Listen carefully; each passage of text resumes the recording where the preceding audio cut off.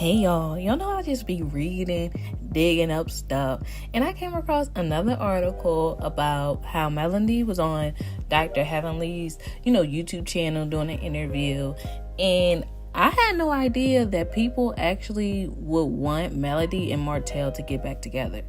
Y'all did not tell me that this was going on in these streets. I thought we as a people was on one accord and we felt like they don't belong together. They do not need to be together forever. Once Martell stepped out and actually got the mistress pregnant, it was just like, no. And I'm just so surprised that people will actually sit and watch and witness the things that Martell did to Melody and still think that they should reconcile. I'm actually really shocked. And I feel like, how they say, like, back in the day, this auntie and grandmama and big mama, they did it. But we didn't know about it. But to actually see it on TV, we clearly can see that this is wrong. Like, we're actually witnessing it. And I'm very disturbed. And I know that Martell had mentioned in the past talking to Dr. Heavenly about how his needs weren't being met and he felt like he was justified to get them met elsewhere. But why not talk to your wife about that, or understand that there are other ways to be pleased other than sexually? I don't, of course we don't know what happened in the bedroom, but I feel like some men, you could do gymnastics, swing up on chandeliers, and that still may not be enough for them, because I feel like they just, it's the flesh. It'll never be satisfied. It's your spirit that needs to be whole, that needs to be healed and fixed and made anew.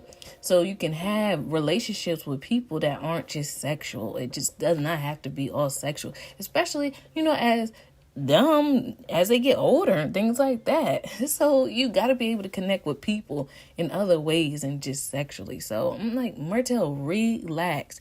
And nobody talks about when the women's needs aren't being met. We're taught to stick through it thick and thin. You better stand by your man. That's a good man, Savannah. We just taught to be there through high water and tides. And I just feel like that's not fair. So if women are encouraged to stick through it even when our needs aren't being met, why aren't men taught the same thing? At the end of the day, we're the weaker sex. So how come we can stand strong in our marriages, but men feel as though they need to go out and dibble and dabble instead of just working on the in-house situation and making it better? I was watching, what's the movie on Tubi? Oh, y'all, it's on Tubi for free. Why Did I Get Married? And that 80-20 rule is right. So even the 20% that you're not getting, you can work on it. I'm pretty sure Melody's needs weren't met 100% completely by him. So it's just like, Martell, I'm not trying to hear it. What happened to the vows of for better or for worse? Maybe, the situation where the intimacy wasn't there with you and Melody, like you were saying. All right, let's just go with that. Why are you leaving? You're supposed to stick with this person for the worst when things aren't so great. Wouldn't women get the side eye if they decide to leave their husbands, if the husband lost their job? Maybe her financial needs aren't being met. So should she go out and mess with somebody else to get them met in the meantime? No, that would be very frowned upon. Or, if you do that, that's your prerogative. But I'm saying, like, you see the double standard, and it's just not fair. I mean, I'm just learning so much about people and human nature in this situation. I'm just very wow. But honestly, y'all, it just makes me think that Melody did do the right thing. Why people want her to get back with Martell or trying to make it work with Martell, this narcissist, is beyond me. We have to also realize, like, I think about it like this. I'm God's child. So God did not create me to be crying, boo-hooing at the hands of a man when he has a man for me that will love me completely. So, I mean, he it's not his best to have me crying over an abusive man, a man that won't treat me right, a man that won't do right by me. That's not God's best for me. I think like God probably be looking down like, oh my gosh, like look at this girl. This is not what I created her to do or to be. You know, God created, he came so we can have life and have it more abundantly. So this is not for the glory of God, me crying and being upset because a guy isn't acting right or doing right by me. It's actually breaking me down. And I just know that wouldn't be what God would want for me. So that's why I'm just like, why would people think that this Martell and what he's doing is what is best for her or the best that she can ever get? And that's another thing too.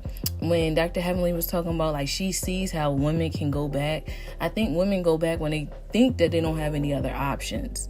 They feel like their past, what they had back then, was as good as it gets. But I want women to change their perspective. When you hit end on a relationship, it's just the beginning of something new, something greater, you know.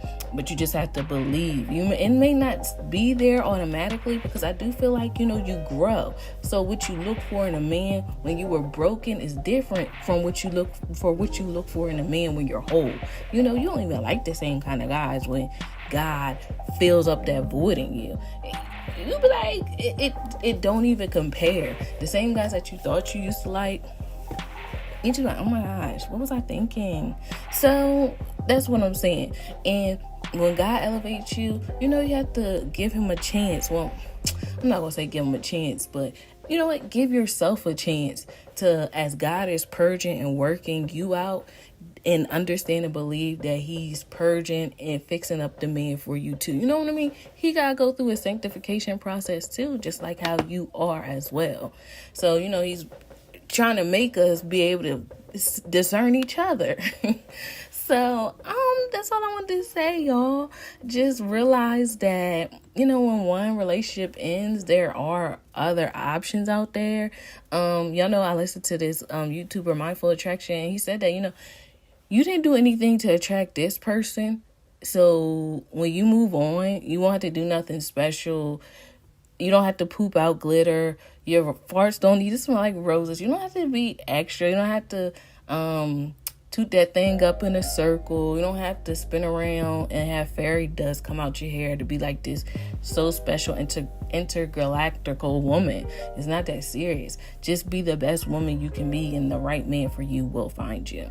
So that's all I wanted to say, y'all. I mean, it's the audacity for me that people really would want them to be back together. And you know, I'll be mad at y'all for not telling me this stuff.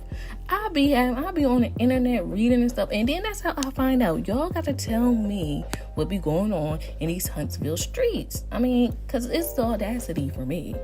But anyway, let me know what y'all think. I'll ask y'all, has people in your past tried to put you or keep you together with people that you know aren't good for you? And how did that work out for you? And if Melody was ever to come across this video, drop some encouragement in the comments, or encourage other women that may be going through the same thing, that may be in a situation where they may feel like this is as good as it gets. Let me just stick it out. And how would you encourage them? Or how did you have the strength to leave a relationship when you know that it wasn't God's best for you or the best that you could do? Let us know in the comments. Other than that, this is your girl Cinquetta, and I will talk to you guys again soon. Bye. Man, Cinquetta, man, the girl was heaven sent. Man, Cinquetta, man, the girl was heaven sent.